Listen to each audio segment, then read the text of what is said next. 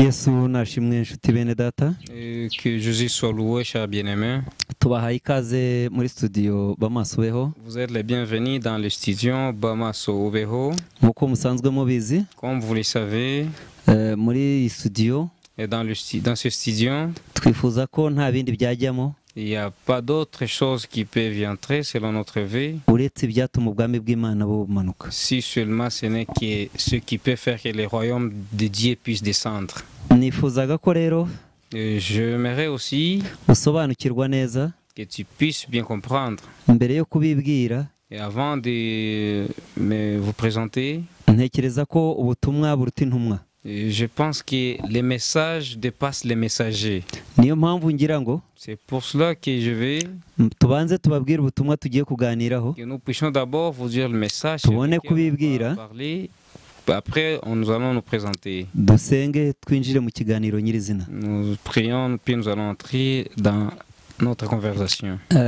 Muri uku kwezi kwa kabiri k'uyu mwaka wa 2023 Dans ce mois de février, tariki 16 la date du 13, numvishe ntagomba gusinzira. j'avais senti comme si je ne pouvais pas dormir. Ngerageza gusinzira biranga. J'ai voulu dormir, mais ça a refusé. Mu masaha ya saa 9 Quand il est arrivé vers 3 heures, ndakanguka ndicara, je me suis réveillé et m'assis. ntangira guhabwa message. Et j'ai commencé à voir le message. Ubutumwa bwavugaga ko Et le message disait ngomba gushishikariza abantu que je dois sensibiliser les gens kurwana intambara nziza, de combattre un bon combat. kuko namenye neza ko Parce que je suis bien que muri icyo cyigisho dans cet enseignement, nasobanuriwe ko j'ai bien compris abantu benshi beaucoup de gens, batazi kurwana intambara nziza icyo ari cyo. ils ne savent pas combattre un bon combat. Nasobanukiwe rero kurwana intambara nziza icyo ari cyo. J'ai bien compris maintenant combattre un bon combat c'est quoi? Kwari ukurwanira aho ugomba kurwanira, C'est combattre là où tu peux combattre. ukarwana n'uwo ugomba kurwanya, Combattre celui que tu peux combattre. ukarwanira aho ugomba kurwanira, Combattre là où tu peux combattre. ukarwanisha ibirwanisho ukwiriye kurwanisha. Combattre avec les armes que tu peux combattre avec. Numvise ijwi rimpamiriza ko J'avais entendu un cri qui me témoignait ko abantu batazi uwo bagomba kurwana nawe, que les gens ne savent pas à qui combattre. aho kumenya ko barwanwa na Satani, Au lieu de savoir qu'ils doivent être combattus par les diables, barwana n'abantu. ils se combattent avec les gens. Ariyo mpamvu imitima y'abantu C'est pour cela que le cœur des gens, aho kwanga urunuka Satani, au lieu de refuser les diables, banze bagenzi babo urunuka, ils ont refusé leurs amis. kugeza ubwo umugore Jusqu'à ce que la femme yanga umwana w'urunuka, refuse son enfant vraiment. kuko atazi ko ibyo amukorera Parce qu'ils ne savent pas ce qu'il fait. abikoreshwa Pour na elle, Satani. il le fait par les diables. Umugore n'umugabo bakangana, L'homme et la femme se haïssent. umubyeyi n'umwana bakangana, L'enfant et les parents se haïssent. kubera ko Satani yihishe Parce que le diable s'est caché mu ishusho y'abantu dans l'image des hommes. kugira ngo abateranye, Pour qu'ils puissent les trahir, bahondagurane, ils puissent se combattre, basenye itorero, puissent détruire l'assemblée, basenye ingo, ils puissent détruire leur foyer. ariko niyo nzira agomba kunyuramo, Mais c'est ça le chemin où il doit passer. kuko Satani ntarwana ku mugaragaro, Parce que le diable, lui, ne se combat pas visiblement. arwana mu buryo bw'umwuka. Il combat aussi Niyo spirituellement. mpamvu yihisha mu bantu. C'est pour cela qu'il se Ngo cache parmi yangize les abantu. gens pour qu'il puisse les Ubwo détruire. nibwo butumwa tugiye C'est kuganira. ça le message que nous avons Reka aujourd'hui. dusenge Imana. Nous allons prier le Nyuma Seigneur. yuko tumaze kubibwira, reka mbanze mwene data abibwire. Après que je vous ai dit, laisse-moi d'abord me présenter. Moi et Shalom, je m'appelle frère Elisha. Je suis avec mon frère pasteur David. Nitwa Evangeliste cyangwa umubwirizabutumwa bwiza Kayiranga David, bamenyereye ku izina rya Pastor David. Turi kumwe na mwene data Olivier urimo udufasha muri studio. Reka dutangire tuganire nyuma yuko dusenga. Reka tubanze twinginga Imana. Nous allons d'abord supplier le Seigneur. Uwiteka ushoboye byose, Seigneur Dieu grand, toi n'iki qui kiganiro wagiherekeza ukakigenza neza, aimes ce message, tu peux aussi kubera conduire, hose icyarimwe. car tu es partout à la fois. Ubane natwe muri iki kiganiro. Sois avec nous dans cette Iyi conversation. mitima yose igiye gukurikirana, Que tous les cœurs qui vont suivre, uyigirire Seigneur, neza. que tu puisses être là, Ababanaga nabi, que Que tous ceux qui babane neza, étaient mal dans leur foi, abarwanaga nabi tous ceux qui se combattaient, barwane Seigneur, neza, qu'ils puissent bien se combattre. abarwaniraga aho batagombaga Ceux kurwanira qui se combattaient là où ils barwanira aho bagomba devaient kurwanira, puissent se combattre là où ils doivent se combattre. abarwanishaga intwaro badakwiriye Tous kurwanisha ceux qui combattaient avec les armes, barwanisha intwaro zikwiriye puissent bien combattre avec les armes mu qui izina rya Yesu. sont dites au nom du Seigneur Amen, Jésus. amen. Amen. Bene data, dutangira iki kiganiro ni ubutumwa bukangurira abantu kurwana intambara nziza. Chers bien-aimés, et ce message, c'est d'insulter aux gens de combattre un bon combat. Nababwiye ko kurwana intambara nziza Je vous ai dit que combattre un bon combat, ari ukurwanya uwo murwana nyawe, et il faut combattre et savoir à qui tu te combats. Tu combats avec. ukarwanira aho ugomba kurwanira, Et combattre là où tu dois vraiment te combattre. ukarwanisha ibyo ugomba kurwanisha Combattre avec des choses que tu dois mu combattre. buryo avec. ugomba kurwana La manière dont tu dois te combattre. n'aho ugomba kurwanira. Et là où tu dois aller se combattre. Twinjira muri iki kiganiro, En entrant dans cette conversation, ntabwo ndi bushyiremo ibitekerezo byanjye, je ne vais pas mettre mes idées. kuko ibyo nahawe nibyo ndimo nkubwira. Parce que ce qui m'a été donné, c'est que Nabihawe je te dis. nk'ubutumwa bw'itorero On m'a donné ça comme message Ubutumwa de bw'abakristo, l'Église, comme message des chrétiens n'abantu muri rusange. et les gens en général. Umuntu ntabwo ari umwanzi wawe na busa, L'homme n'est pas ton ennemi vraiment. kuko aramutse abaye umwanzi wawe, Parce que s'il est ton ennemi, Imana itamukugabije ntacyo yagutwara. si Dieu ne te l'a pas donné, il ne peut rien Abamenye faire. Imana, Ceux qui ont connu Dieu, intwaro zacu nos armes, nizo mu buryo bw'umwuka. ce sont les armes de l'esprit. Nubwo tugenda twambaye umubiri, Même si nous portons les corps, ariko ntiturwana nk'abanyamubiri. mais nous ne combattons pas comme les gens du corps. Iri reka twemerere umuvandimwe Olivier dusomere Et nous allons accepter que notre frère Olivier puisse lire ubutumwa Pawulo yandikiye abikorinto ibice 10 umurongo wa 3. les messages que Paul avait écrits aux gens de Corinthiens, chapitre 13. Reka dusome mu izina Chapitre rya 10, verset 3. nubwo tugenda dufite umubiri w'umuntu, turwana mu buryo bw'abantu. Dusubiremo. Amen. Nubwo tugenda dufite umubiri w'umuntu, turwana mu buryo bw'abantu. Amen. Même si nous combattons, mais nous ne combattons pas selon la chair. Nous ne combattons pas selon la chair. Ijambo ry'Imana bene data, La parole de Dieu, chers bien-aimés, twibukiranye ko ritubwira ngo abo turwana nabo. rappelons-nous que la parole dit les gens qui nous combattons. Ntabwo turwana n'abafite inyama n'umubiri, Nous ne combattons pas avec les gens qui ont la chair, ahubwo n'imyuka mibi mais ce sont les esprits mauvais, y'ahantu ho mu kirere. et les esprits mauvais célestes. Ndagira ngo mbamenyeshe ko J'aimerais vous informer, icya kabiri, deuxièmement, abantu benshi babeshya abantu beaucoup de gens mentent. ngo abanzi bacu ni batatu, Oh, que nos ennemis sont à trois. ngo isi, umubiri na Satani. Et le monde, le corps et le diable. Ariko siko bimeze. Mais c'est pas ainsi. Umwanzi wacu ni Satani, Notre ennemi, c'est le diable. isi ni ikibuga cy'imigirwano, Et la terre, c'est un terrain de jeu. ntabwo ikibuga kirwanya umukinnyi, Et ce n'est pas ntabwo ikibuga un kirwanya, terrain qui combat un humain, nta nubwo ikibuga kirwanya umusirikare. mais un terrain ne combat pas aussi un soldat. Mumenye neza ko umubiri wacu Et, sachez très bien que notre corps, atari umwanzi wacu, ce n'est pas aussi notre ennemi. ahubwo imibiri yacu Mais nos corps, ni ibikoresho.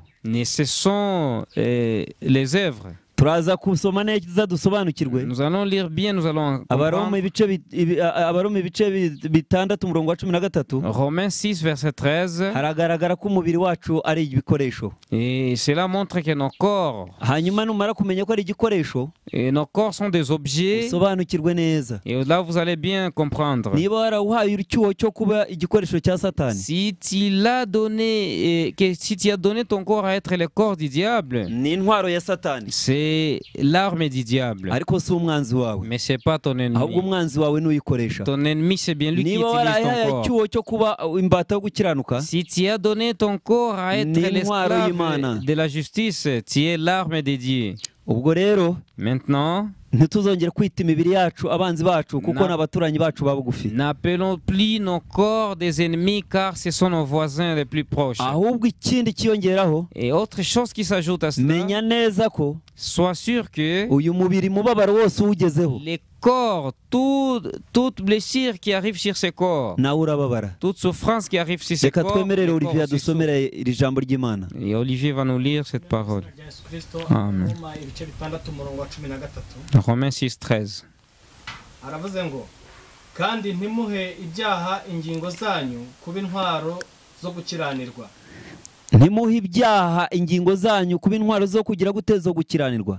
Ne donnez pas vos corps à être oh là là, Armed. à être les armes du diable. Ahubwo mwitange mwiha Imana nk'abazuki. Mais donnez-vous à Dieu comme des pèlerins. N'ingingo zanyu muziha Imana Et vos parties du corps, donnez-les à Dieu.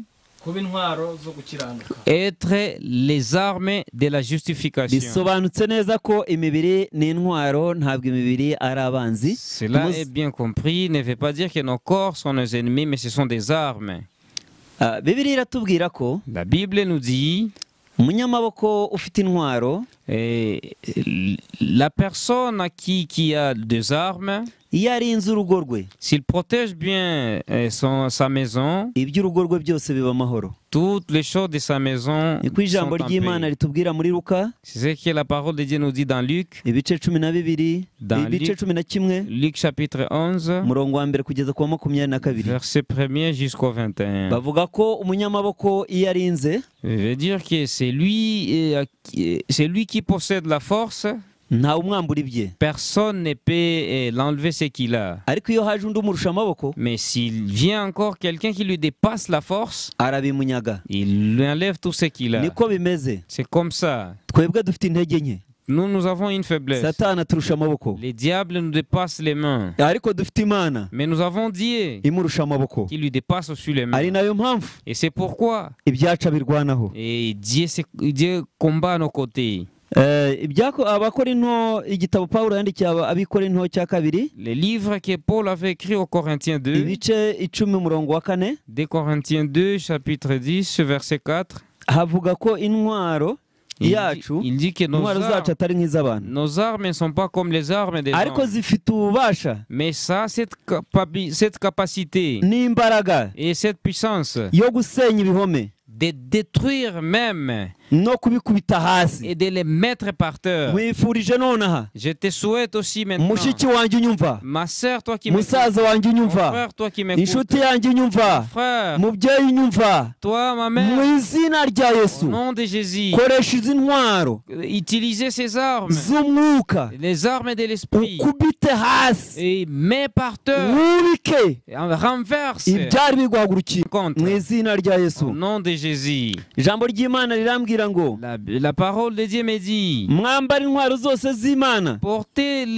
toutes les armes de Dieu kugira ngo mubashe guhagarara mudatsinzwe n'uburiganya bwa Satani. pour que vous soyez debout et ne pas être vaincu par les malices du diable. Satani ni shebuja w'uburiganya. Le diable, c'est bien lui le père de la Satani ni malice. umugome, Le diable est ni mauvais. umwicanyi, C'est un ni tueur. umurimbuzi. C'est un destructeur.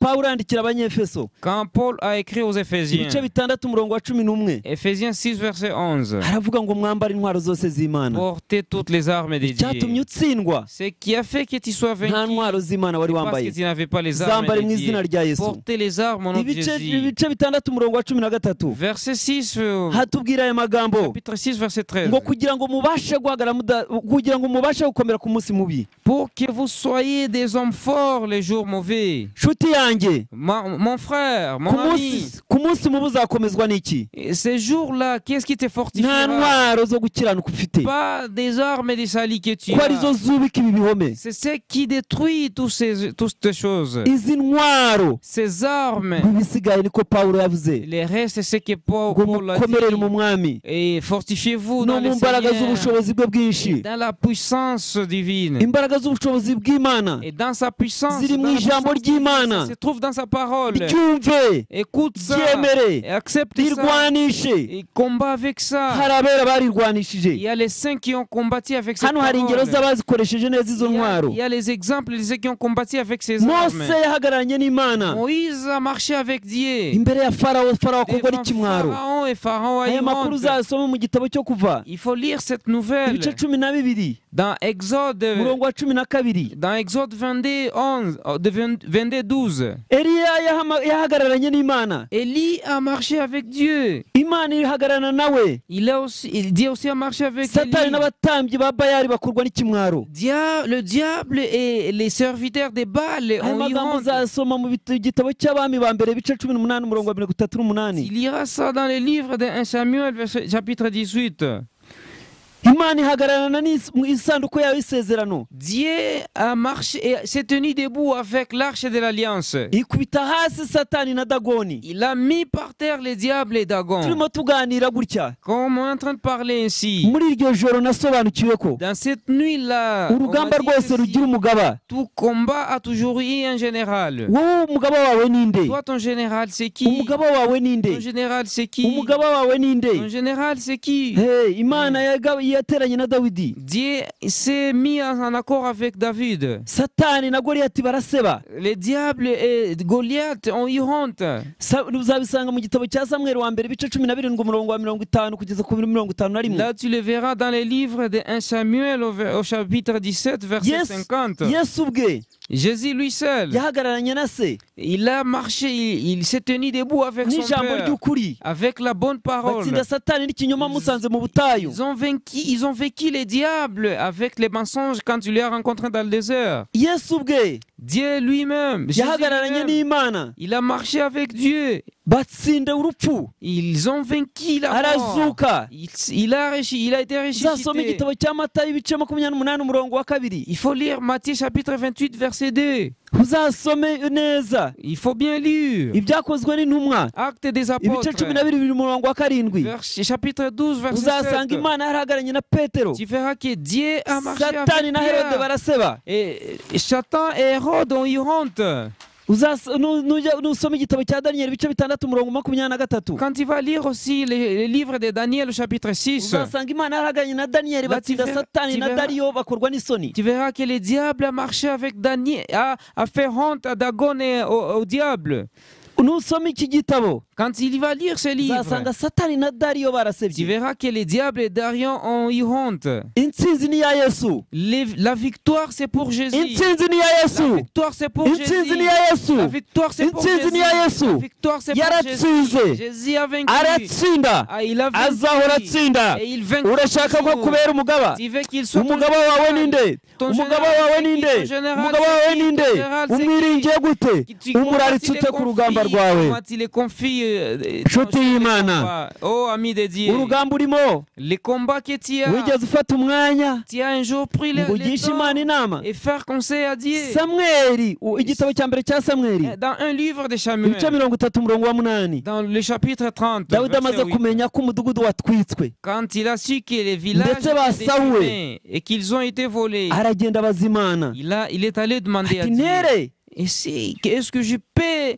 attaquer? Imana yamubwira iti tera ntuzabura kubagarura. Dieu lui a dit, va attaquer. Tu Dawidi manqueras de aratera. t'amener. David a attaqué. atera mu izina Il a ry'Imana. attaqué par le nom wowe de urarwana mu Dieu. izina rya nde? Toi, tu combats par quel nom? umugaba wawe ninde? Ton général, c'est qui? umugaba wawe Ton ninde? général, c'est ni qui? umugaba wawe ninde? Ton général, c'est qui? niba rero twemera ko turi abakozi b'Imana, Si nous acceptons que nous sommes des tubanze turebe serviteurs ko de tutarimo Dieu, turwanya abo tutagomba il faut kurwanya. d'abord voir si nous ne sommes pas des combattre ce qu'on ne devait pas combattre. ibyakozwe n'intumwa Dans Actes, ibice des apôtres, 26 umurongo wa 14. verset 26, chapitre 26, verset 14. dusanga Sawuli atarigeze amenya uwo arwanya. Nous verrons que Saul n'a pas su à qui il arwanya combattait. Imana Il a combattu Dieu. araseba. Et il a eu honte. ahangaha mfite agahinda gakomeye Vraiment, j'ai Qu'abantu une très batazi grande- ko umwanzi j'ai une ari tristesse Satani. qui ne savent pas que beaucoup Abantu de gens, bose. leur ennemi, c'est le diable. Beaucoup de gens.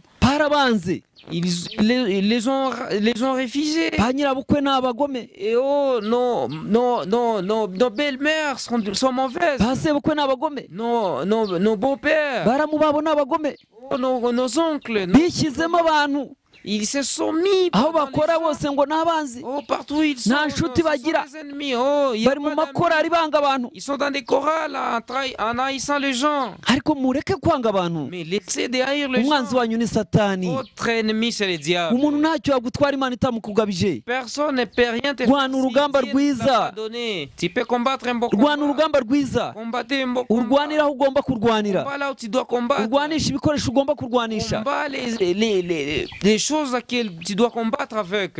mbere yo gutera. Avant d'attaquer, Gisha Imana inama, demandez conseil à niyo Dieu. mugabo wa.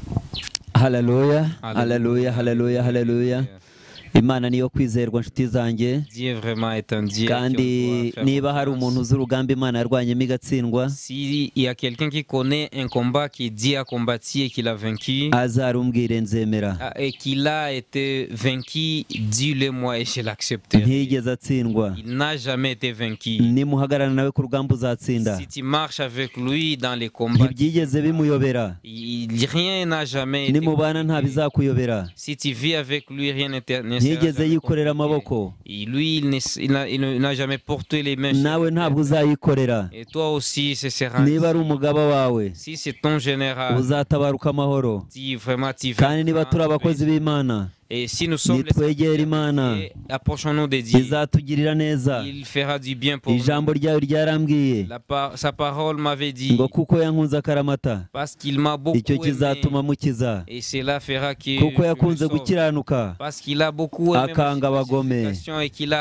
haï Rero mon bene fait. data, Maintenant, cher ndagira ngo bien-aimé, twumvikane je veux que nous kandi nous comprenions tubyemeranyweho. et qu'on puisse Niba turi abakozi b'Imana by'ukuri, si nous sommes vraiment les vrais nitwegere Imana, serviteurs, approchons-nous de Dieu, tuyihambireho. que nous Iki puissions gitabo vraiment cya se Samweli, ferme à Dieu, de ce livre de 1 ibice 19 Samuel, umurongo wa 24, chapitre 19, verset tuhasanga 24. amakuru Il y a des nouvelles que y'umugabo nous wari rencontrons. wigize kabutindi, D'un homme qui s'était fait un homme d'un tête haute ou d'un tête dure. Sawuli.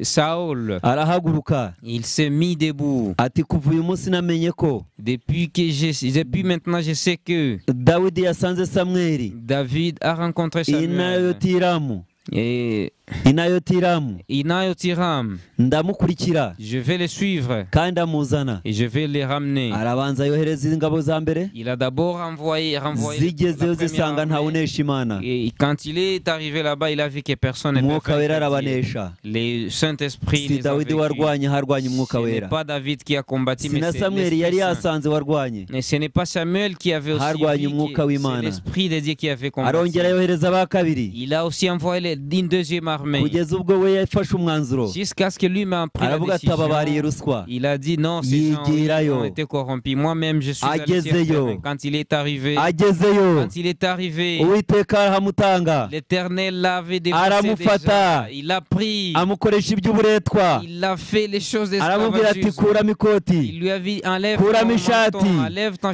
kuramo chemise, isengeri, enlève ton cinglet, kuramo ipantaro, enlève ton kuramo pantalon, inkweto, enlève tes kuramo chaussures, amasogisi, enlève tes socks, kuramo n'imyambaro y'imbere, enlève tout, ryama les hasi, habits, dors par terre.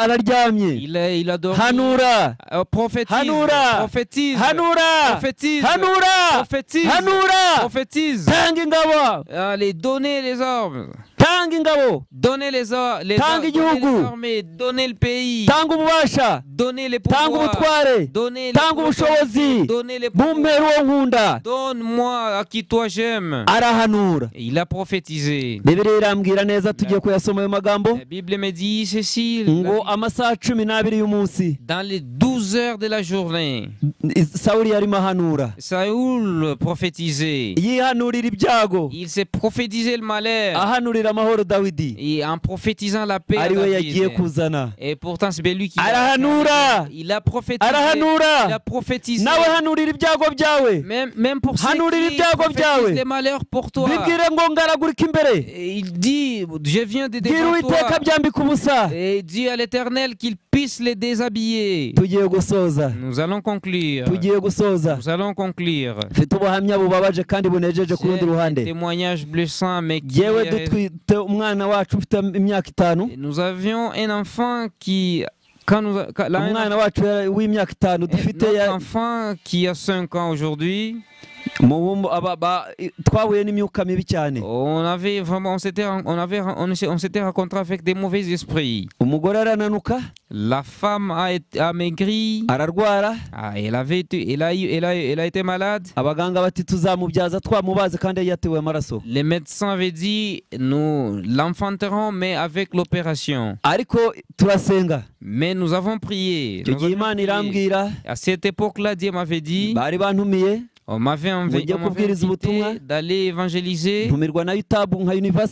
Et j'avais été invité par Yotab, l'université où je faisais des études. J'ai été invité par la chorale Pénuel. Nous sommes allés à Kageo. Arrivé à Kageo, la pluie commença à pleuvoir. Dieu me dit, c'est pas cela que je t'ai envoyé ici. Prends le micro, je vais parler avec toi. J'ai pris le micro. Il y avait plein de pasteurs. Si beaucoup de gens vous comprenez ceci, il y avait celui qui était il est dans la chorale de Pénuel Kabarondo. J'ai pris le micro. Je vous ai dit que la chorale Pénuel a prié. Dieu a accepté que nous venions. Maintenant la pluie ne peut pas dépasser la force.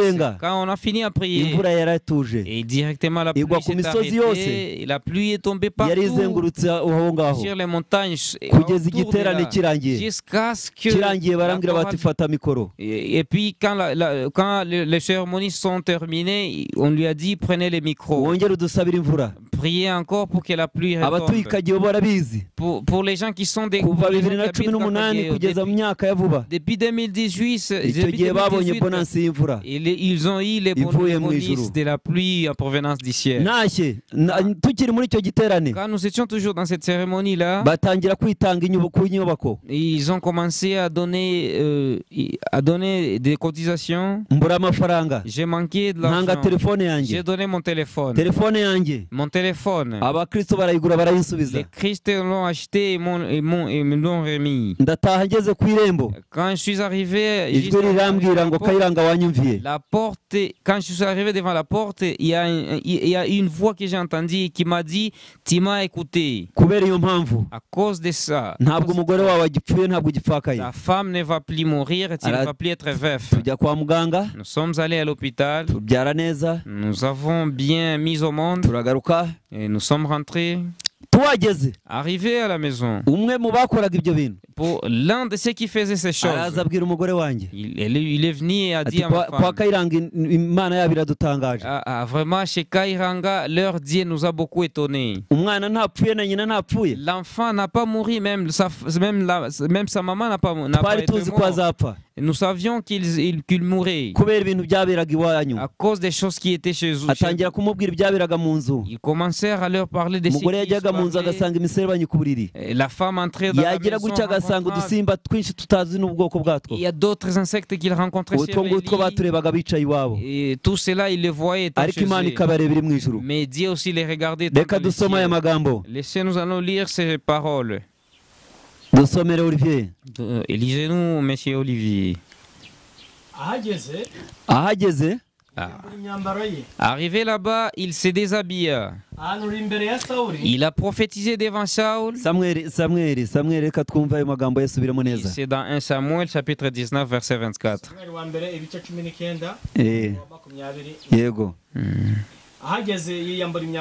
Arrivé là-bas, il se déshabilla. Il prophétisa devant Samuel.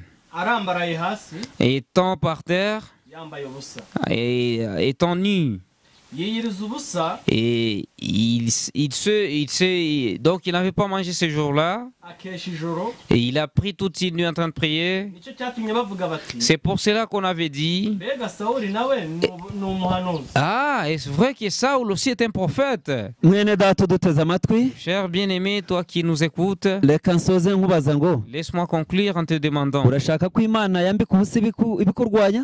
tu veux que les diables puissent déshabiller ceux qui te combattent? Tu veux qu'il les mette par terre. manura umwuka wera Fais descendre l'Esprit Saint. arabinesha. Il va vaincre. Ijambo ry'Imana La parole de Dieu. ryatubwiye neza Il nous a dit ceci. ko intwaro zacu nubwo atari iz'umubiri Que nos armes même zifite ububasha humains, mais ils ont bwo gukubita hasi ibihome. capacité de mettre ndakubita par hasi terre, ibihome by'ubukene. de mettre par terre dusenge mu izina rya Yesu. ndakubita hasi ubukene. ndakubita hasi umwanzi w'ubukene, umwanzi w'uburwayi, umwanzi wa diyabete, kanseri, igituntu, impanuka, aya magufwa yaboze, ibi byose tuzi, ibyo tutazi. Sawuli ashobora kuba ahagurutse aje kudusenyera urugo, ashobora kuba ahagurutse ari kwirukanwa mu kazi, ahagurutse ari cyamunara, ahagurutse ari nzangano, ahagurutse ari amatiku. mukubise hasi mu izina rya Yesu. ndambitse Sawuli imbere y'uyu munyumva, ndambitse Sawuli imbere y'uyu mugore, ndambitse uyu Sawuli imbere y'uyu mugabo, uyu Sawuli w'ubukene, uyu Sawuli wa cyamunara, uyu Sawuli w'indwara, uyu Sawuli w'amara, uyu Sawuli w'impyiko, uyu Sawuli w'umutima, uyu Sawuli w'umwijima, uyu Sawuli w'ibihaha, uyu Sawuli wo gucika amaguru, uyu Sawuli wo kwangwa, uyu Sawuli wo kugambanirwa, ndamwubika imbere y'uyu mwene data, ndamwubika imbere y'uyu mushiki wanjye. Reka bazumvira ijambo, bazareka inzangano, bareke amatiku, bareke kwishyiramo abantu, maze bakuyoboke nawe ubarwanirire. Ni mu izina rya Yesu nsabye bikenera ingiye byinshi. Amen, amen, amen, amen. Mwene data, turagushimiye ku bw'iki kiganiro. Merci pour cette conversation. Naho ubutaha C'est à la prochaine. dukomeze gusengerana Et continuons à prier. aheza ari mu ijuru. Et dans un bon endroit, c'est dans les pas, c'est au ciel. Nsabiye umugisha. Et je prie des bénédictions. Nsabiye umugisha mwene data watuyoboye Olivier. Et même pour notre frère Olivier. Nsabiye umugisha mwene data wadusemuriye mu gifaransa. Bénédiction pour les frères qui a. Amahoro y'Imana bane namwe. Shalom, shalom, shalom. Shalom, shalom. Amahoro y'Imana bane namwe. Que la paix de Dieu soit avec vous.